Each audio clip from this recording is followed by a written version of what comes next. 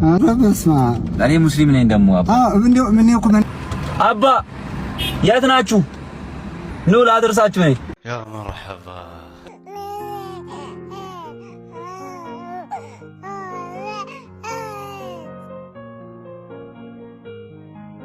ይህ ቪዲዮ ለብዙ ሰው ይደርስ ዘንድ የቻላችሁትን ያክል ኮፒ ሊንክ አድርጉልን። እነዚሁም ሐምዛን ይረዱታል ብላችሁ የምታስቧቸውን ቅልቦች ሜንሽን አድርጉልን። ሐምዛን ተባብረን የዑምራ ምኞቱን እንዳሳካንለት አሁንም ቢሆን ተባብረን እንደማንኛውም ሰው ጤነኛ ሆኖ ጫማ ለብሶ የሚሄድ ምኞቱን እናሳካለታለን። ወላሂ መዲና እሄዳለሁ ብሏል። እኛም ወላሂ ኢንሻአላህ ትታከማለህ፣ ትድናለህ፣ ልክ እንደ ጓደኞችህ እግርህ ድኖ ጫማ ለብሰህ ትሄዳለህ ልንልህ እንወዳለን። ጎግል ውስጥ ገብታችሁ የዓለማችን አሪፉ ሰው ማን ነው ብላችሁ ስትጠይቁ ይመጣላችሁ ስም ነብዩ መሐመድ ብሎ ነው። ታዲያ ነብዩ መሐመድ ለምንድነው አሪፍ ሰው የተባሉት ብላችሁ ስትጠይቁ ደግሞ ተጽዕኖ ፈጣሪ ናቸው ተብሎ ይታሰባል። ምክንያቱም እሳቸው ምድር ላይ ከነበሩበት ጊዜ አንስቶ እስካሁን ድረስ አስተምሮታቸውን የሚቀበል በጣም ብዙ ተከታይ አላቸው ተብሎ ስለሚታሰብ ነው። እናንተስ በዚህ ሐሳብ ላይ ምን ትላላችሁ? ሐሳባችሁን በኮሜንት ላይ ያሳውቁኝ። እንዲሁም ደግሞ ፎሎ ማድረግ እንዳትረሱ። መልካም ቀን። ኧረ በስመ አብ እኔ ሙስሊም ነኝ ደግሞ አባ እንደው ምን ይኩ አባ የት ናችሁ? ኑ ላድርሳችሁ ነኝ። ሰላም ናችሁ? አለ ደህና ነኝ ደህና ነኝ። እግዚአብሔር ይስጥልኝ ነበር። አሜን ክብሪስት አሜን። ኧረ በስመ አብ እንዴት ነው ወዲህ አለ ደህና ነህ?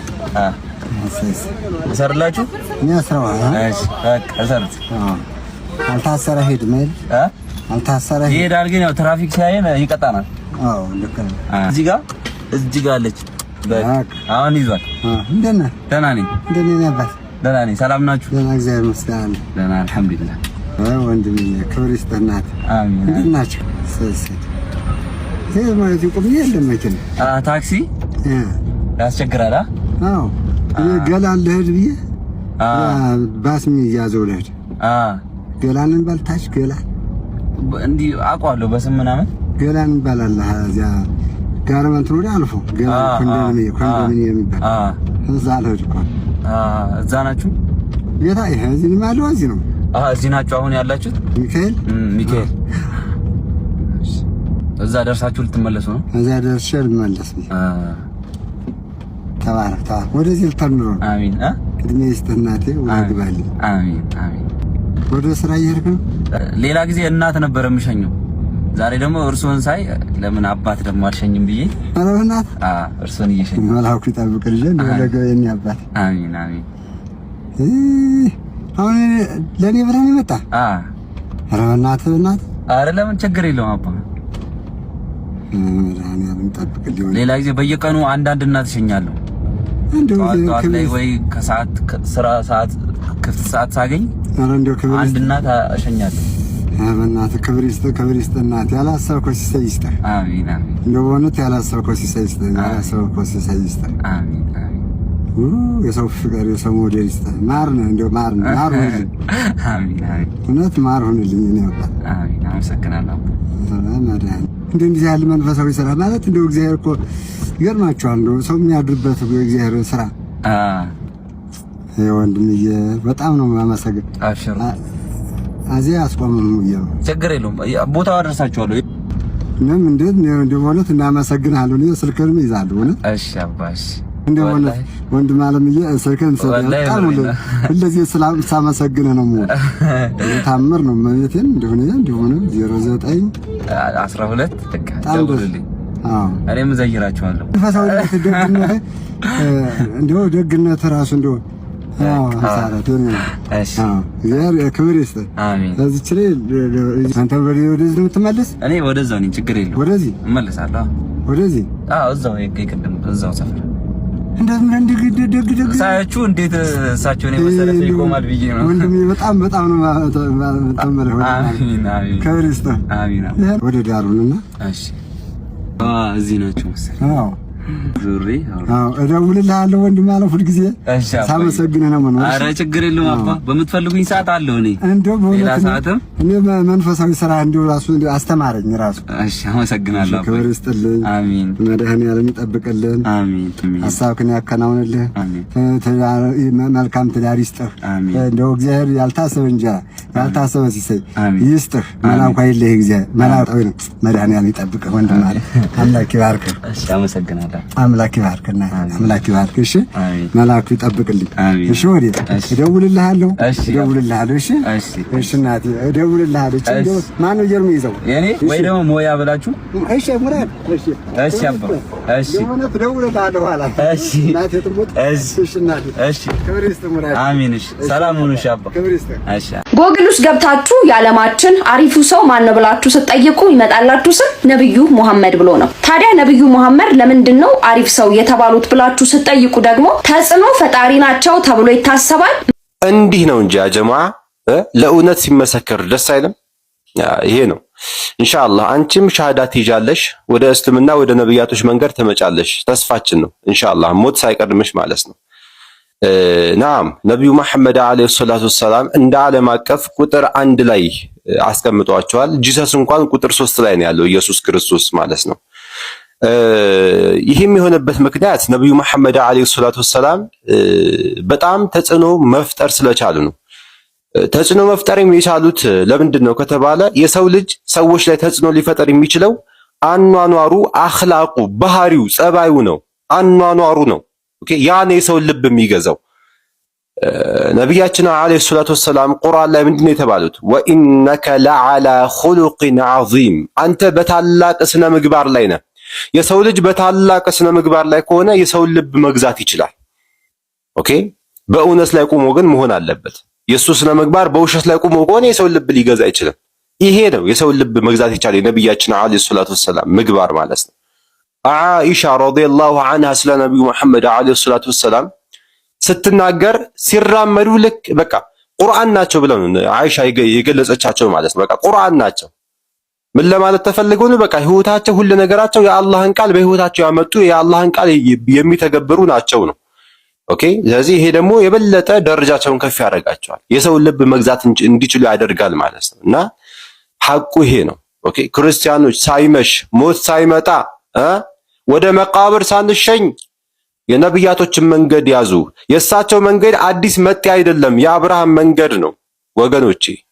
ይሄ የምንጊዜም ጥሪያችን ነው። አደራ አላሁመ ህዲኩም። ዓለም በጉጉት ሲጠብቅ የነበረውን የእንግሊዝና የአርጀንቲናን ጨዋታ የዳኛው ዳኛ ልክ የጨዋታው ማገባደጃ ፊሽካ ከነፋ በኋላ በስጁድ ነበር ሴሌብሬት ያደረገው። እስኪ ቪዲዮን ልጋብዛችሁ። ከዛ በኋላ ከዚህ ጋር አገናኝቼ አንዳንድ ማወቅ ያለባችሁ ነገሮች እነግራችኋለሁ። ቪዲዮን እንመልከተው።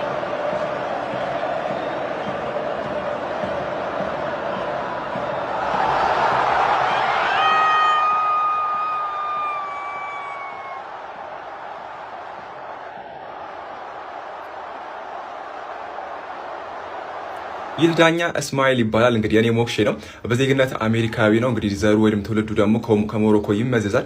ይሄ ዳኛ እንግዲህ የምሽቱን የአርጀንቲናና የእንግሊዝን እጅግ በጣም ተጠባቂ ወደ ዓለም ዋንጫ ፍጻሜ ለማለፍ የተደረገውን ጨዋታ በጀግንነት በጣም በሚገርም መልኩ የዳኘና እጅግ በጣም ጠንካራ ጌም እንደነበረ ብዙዎቻችሁ ተመልክታችኋል ብዬ አስባለሁ። በጣም ፊዚካሊ በጣም ስትሮንግ የነበረ ውጥረት የነበረበት ከጦርነት አውድማ ጋር የተያዘ ታሪክም እንዳለው ታውቃላችሁ። ታዲያ ከዚህ ይህን ጌም የመራው ዳኛ እስማኤል የሚባለው ዳኛ ልክ ጨዋታው መገባደዱን ተከትለው በተመለከታችሁት መልኩ ነበረ በስጁድ ሴሌብሬት ያደረገው። ሁሉም ኳስ ተጫዋቹም ሁሉም በየምናምኑ የለም በየእምነቱ በየምኑ ሴሌብሬት ሲያደርግ እሱ ደግሞ እንግዲህ ይህን ነገር በስኬት እንደወጣው ላረከኝ አላህ ምስጋና ይገባ ሲል በተመለከታችሁት መልኩ በስጁድ ነበረ ሴሌብሬት ያደረገው የነበረው። የዓለም ዋንጫው ሊጀመር 1-2 ቀናት ሲቀር አንድ ቪዲዮ ሰርችላችሁ ነበረ ታስታውሱ እንደሆነ ማለት ነው። ይህ የዓለም ዋንጫ እጅግ በጣም ብዙ ሙስሊም ሀገራቶች የሚሳተፉበት ሪካርድ ሰባሪ የሆነ የዓለም ዋንጫ ነው ብያችሁ ነበረ። ታዲያ ሙስሊም ጠል ወይም ደግሞ ጥቁር ጠልም ጭምር በሆነው በአሜሪካው ፕሬዚደንት ሀገር ላይ በሚከናወነው በዚህ የዓለም ዋንጫ ያው ካናዳና ሜክሲኮ እንዳሉ ሆኖ ማለት ነው። እነሱን ለገለል አድርጉት ብዬ ነው።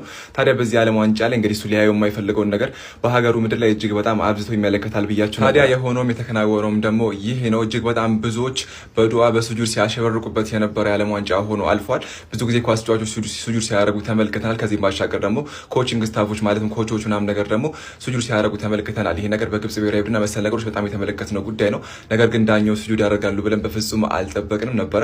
እንግዲህ ራሱ አሜሪካዊ የሆነው እስማኤል የኔ ሞክሼ ማለት ነው በተመለከታችሁት መልኩ ነበረ በምሽቱ ጨዋታ ላይ ሱጁድ አድርጎ መፈጸም የቻለው ወይም ደግሞ በአላህን ሰለብሬት ያደረገው። እንግዲህ ይህን ጨዋታ እንድመራ አድርገኛል ምስጋና ይገባህ አይነት እንግዲህ ሱጁድ አድርጓል ማለት ነው። እንደነገርኳችሁ ይሄ ሰውዬ በዜግነት አሜሪካዊ ነው ብያችኋለሁ። ሜጀር ሊግ ሶከር ጌሞችን የአሜሪካ ሜጀር ሊግ ሶከርን በጥሩ መልኩ የሚመራ ዳኛ ነው። ከዚህም ባሻገር ደግሞ ፎርዝ ኦፊሻል ሆኖ ባለፈው የኳታሩ 22 ዓለም ዋንጫ ወቅት መምራት የቻለ እጅግ በጣም ገራሚ ዳኛ ነው። ምሽት ላይም ደግሞ ምንም አይነት ክፍተት አልሰጣቸውም ነው የምልህ ለነከሌ ማለት ነው።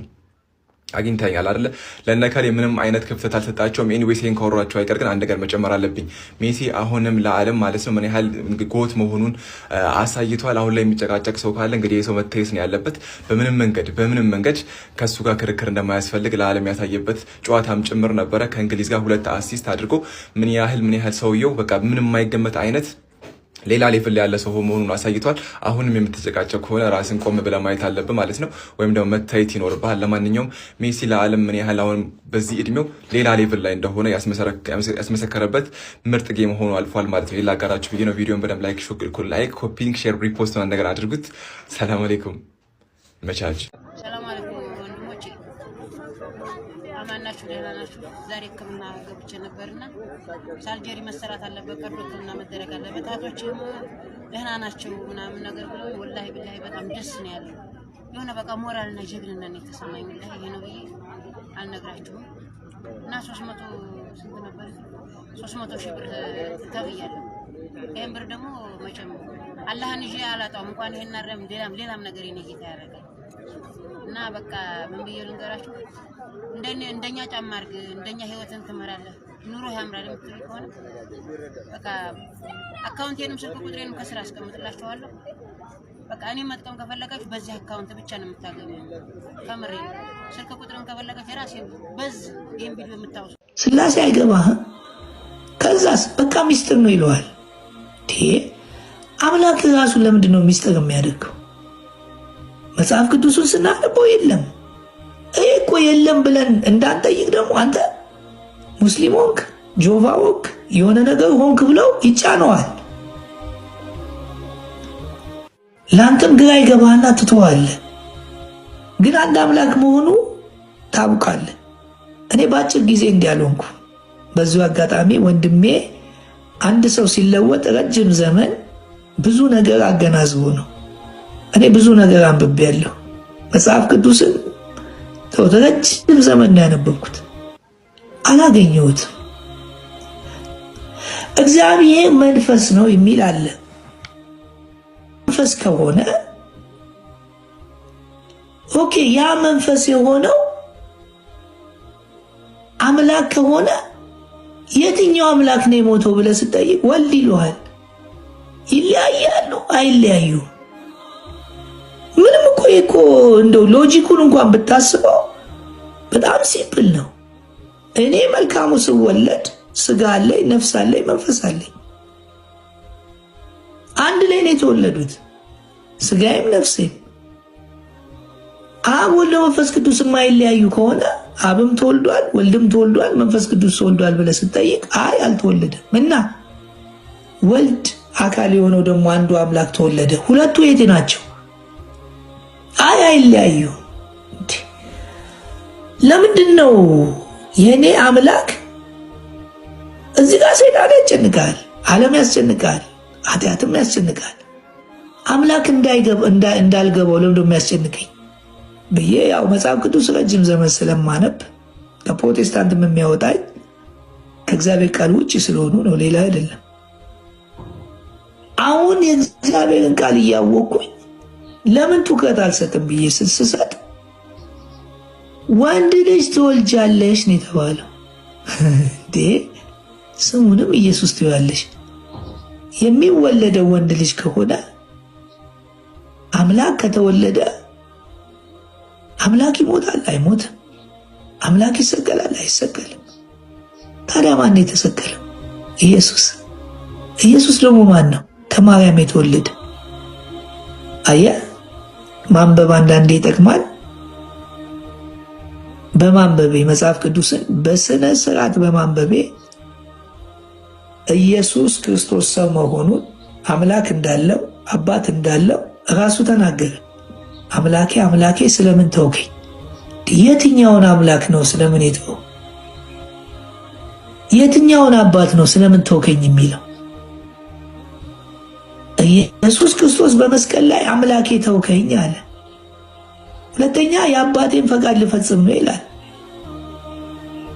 በጣም ብዙ ቦታ ብትነብ ኢየሱስ ክርስቶስ ምንድነው?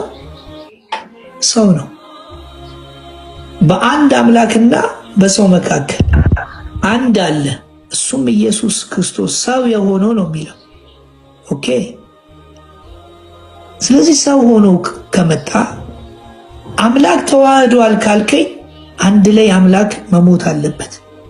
አምላክ ደግሞ አይሞትም።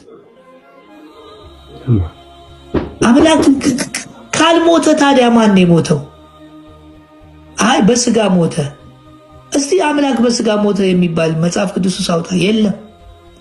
ጭራሽ አምላክ ከሙታን አስነሳው ይላል። አምላክ አምላክን ያስነሳዋል ወይ? አያችሁ፣ መጽሐፍ ቅዱስን ያለ ማንበብ ችግር የብዙ ሰዎችን ችግር አምጥቷል። እኔ በብዙ መልኩ እኮ ሰብኬያለሁ፣ በብዙ መልኩ አስተምሬያለሁ። ግን አንዳንድ ጥያቄዎች ይፈጠሩ ነበር። አምላክ የተመሰገነ ይሁን። አሁን አንዱን አምላክ አመልካለሁ።